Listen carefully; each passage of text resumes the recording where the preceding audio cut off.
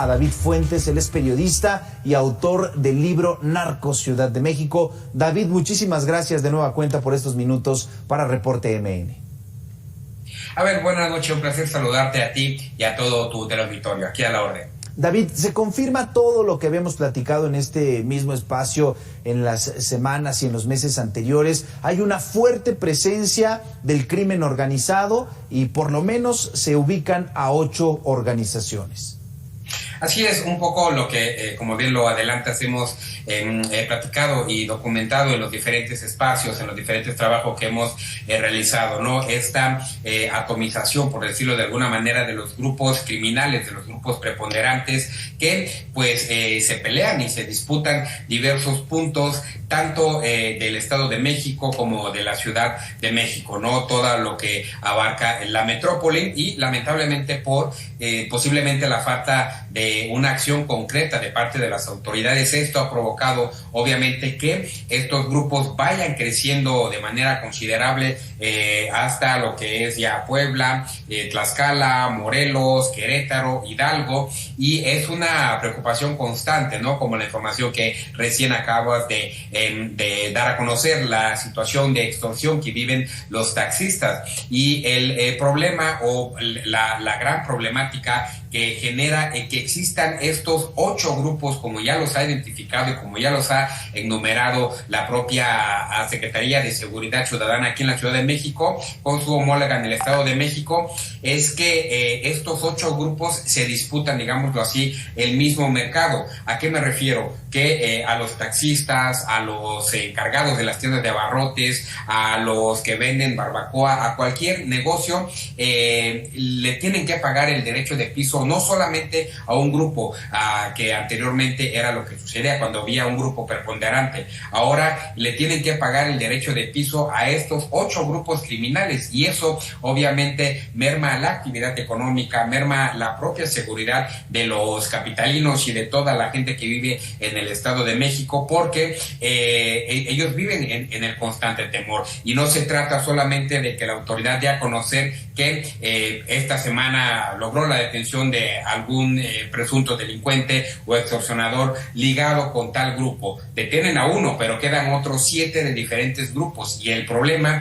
es que la ciudadanía, el propio pequeño empresario o el ciudadano de a pie es el que queda inmerso en medio de esta maraña de grupos delincuenciales, ¿sabes? Claro. David, platicaban las autoridades de estos 8 grupos y los identificaban con nombre, incluso con los liderazgos. Estamos hablando de grupos criminales de alta peligrosidad, es decir, que están atentando fuerte contra los ciudadanos. Hace apenas algunas semanas veíamos cómo operaba, por ejemplo, la Unión Tepito, que podía bloquear una vialidad, asaltar sin mayor problema. ¿Cuál es el nivel de peligro de estas 8 organizaciones? Hay que diferenciar, a ver, entre un grupo preponderante, digámoslo así, o un grupo transnacional que se dedica al tráfico de drogas. Estamos por mencionar algunos, el cártel Jalisco Nueva Generación, el cártel de Sinaloa, la familia michoacana y estos grupos que ya se conocen y que tienen una disputa importante entre ellos y que tienen poder de fuego para enfrentarse al ejército, a la marina o incluso para poder expandirse a otros puntos de la frontera o incluso a nivel internacional. Aquí lo que sucede es que si bien estos grupos que están ya identificados, estos 8 grupos no tienen, digámoslo así, como la capacidad de fuego, es decir, no están muy armados, tampoco salen en convoys para intimidar a los empresarios o a los pequeños comerciantes en las calles, sí tienen un factor común, que es justamente el lograr intimidar a través de un acercamiento directo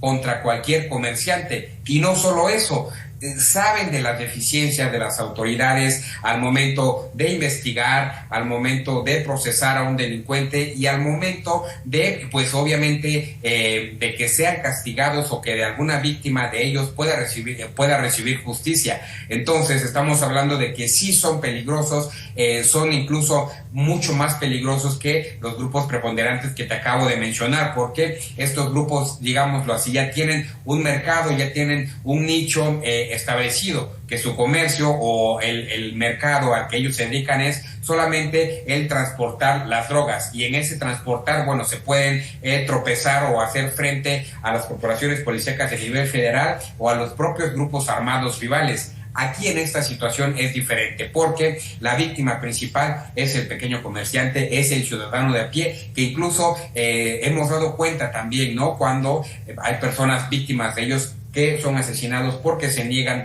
a pagar el derecho de piso, porque intentan denunciar algún tipo de agresión y porque al final del día están en manos de estos grupos delincuenciales la propia seguridad de los capitalinos o de todos los que viven en esta metrópoli. ¿A qué me refiero, Abel? A que es muy complicado que un pequeño comerciante intente acercarse a la autoridad a pedir ayuda o a pedir auxilio, por lo complejo que es impartir justicia en nuestro país. Prefieren muchas veces pagar el derecho de piso o muchas veces incluso ellos mismos hacer frente a estos grupos criminales a acercarse a la autoridad. Una situación complicada. Claro, y difícil porque incluso las autoridades a nivel federal, cuando se les pregunta en las conferencias, dicen no, pues realmente para nosotros es un tema nuevo. Dijo apenas la semana pasada el titular del Ejecutivo, lo tenemos ubicado en Michoacán, en Guerrero, pero de ahí en fuera en todo el país pues no está pasando este tema de la extorsión,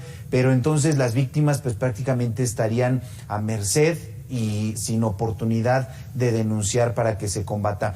Ahora, David, ¿qué implica el que se muestren alianzas estratégicas incluso para estos grupos criminales? Por ejemplo, los peluches con el cártel de Caborca, o la Unión Tepito con el cártel Jalisco Nueva Generación, y se habla ya de esta nueva alianza. ¿Estaríamos ante otro tipo de organización ya aliados con ellos, o es más un tema de relación de negocios o de pues algún intercambio incluso de droga o de armas? Sí, primero puntualizando un poco el punto anterior, efectivamente, si bien las autoridades incluso en la Ciudad de México o en el Estado de México no reconocen que existe un problema tan grave de extorsión, es justamente por eso, porque no hay denuncia, y mientras no haya denuncia, pues para la autoridad es muy fácil decir es un delito menor, lo estamos combatiendo, o es esta pura percepción de inseguridad, como ellos le llaman, ¿no? Cuando el hecho es que sí existe la extorsión, pero no hay las condiciones para que una víctima denuncie que es víctima de alguno de estos grupos criminales. Y lo que mencionas en este otro punto, hay que recordar cuál es el modus operandi de los grupos transnacionales, que en primera instancia utilizan a estos grupos precisamente para incursionar en lugares a los que no conoce o en lugares a los que es difícil a que ellos operen como están acostumbrados. Es decir, en la Ciudad de México va a ser muy complicado ver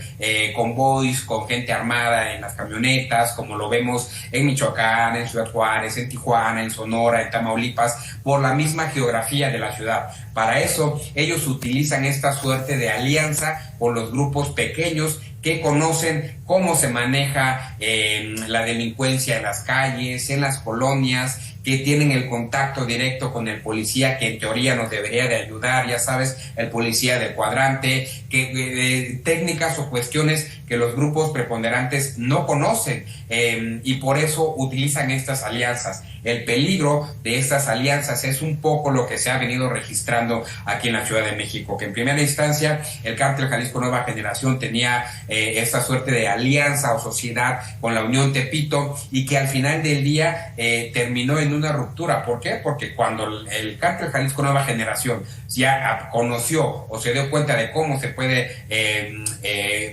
digámoslo así, delincuenciar en la ciudad, pues obviamente ellos mismos van desplazando a toda la Unión Tepito, los que en un principio eran sus socios. Y ese es la peligrosidad de que estos grupos preponderantes busquen estas alianzas o sociedades con estos grupos, porque al final del día nos vamos a dar cuenta que ya no es la Unión Tepito, o que ya no es el cártel de Tláhuac, o que ya no es los Peluches, ya es el cártel de Jalisco Nueva Generación contra los de Sinaloa o contra los de otro grupo, y es cuando se registran este tipo de enfrentamientos y situaciones más complicadas, ¿sabes? Claro. Finalmente, David, pues antes las autoridades no lo reconocían.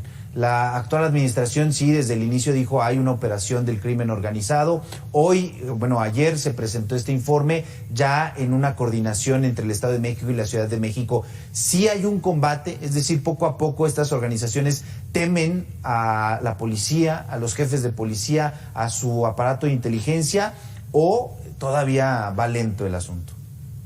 Pues va lento el asunto. Hay que recordar que la propia Secretaría de Seguridad Ciudadana, si bien es un propio ejército el que tiene para el tamaño de ciudad que es la capital del país, y si a eso le sumamos que tienen estas cámaras y que pues tienen mucha tecnología, el problema o el gran problema que enfrenta la policía capitalina es que no sabe cómo justamente hacer frente a estos grupos. Es decir, en un enfrentamiento directo, por llamarlo de alguna manera, posiblemente perdería la policía capitalina. Lo que tienen que hacer es justamente eso, aplicar mucho más inteligencia que fuerza para combatir estos grupos y no estar dando solamente golpes reactivos. ¿A qué me refiero con esto? Que sí, efectivamente logran detener a un capo, pero después de que ya hizo cierta actividad delincuencial o después de que ya estuvo operando por mucho tiempo en alguna alcaldía. El objetivo de la autoridad capitalina debe ser prevenir que estos grupos justamente vayan creciendo, es decir, si ahorita en el 2022 ya saben que hay 8 grupos, ir diseminando esos grupos y después obviamente para el 2023 que den a conocer que de 8 había 3 y no que de 8 hay 20. Y esa es la gran problemática de la policía en general en esta metrópoli. Pues esperemos que sea así y que se siga esa lógica y que no se terminen multiplicando estos grupos. Platicamos esta noche con David Fuentes, él es periodista y también es autor del libro Narcos Ciudad de México. David, gracias por estos minutos. Aquí, Abel, y nuevamente te reitero el saludo y a los televidentes. Hasta luego. Hasta luego. Vamos con otra información. Ángel García, subdirector de Desarrollo Urbano